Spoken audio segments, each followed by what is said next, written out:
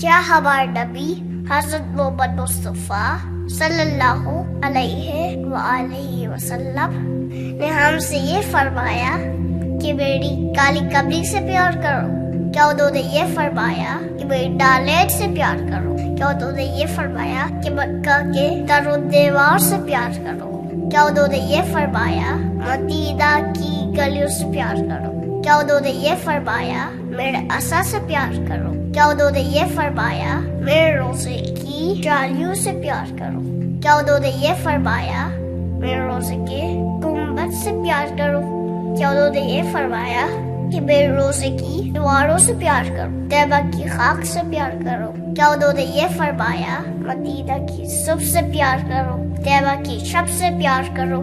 نہیں، انہوں نے ایسا نہیں کہا، بلکہ ہم ان تمام چیزوں سے اس لیے محبت کرتے ہیں کہ یہ تمام چیزیں ہمارے پیارے نبی سے منسوب ہے۔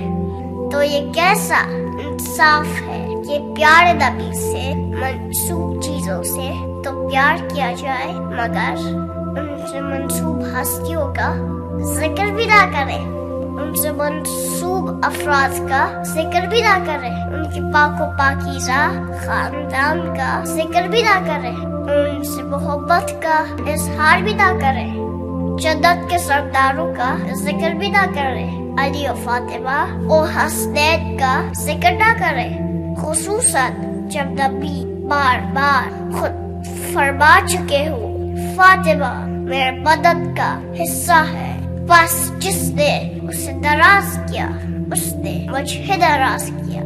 نبی نے حضرت علی، حضرت فاطمہ، امام حسن، امام حسین علیہ السلام کے بارے میں فرمایا جس نے بھی انہیں دوست رکھا حقیقت میں مجھے دوست رکھا، اور جس نے بھی ان سے دشمنی کی حقیقت میں مجھ سے دشمنی رکھی۔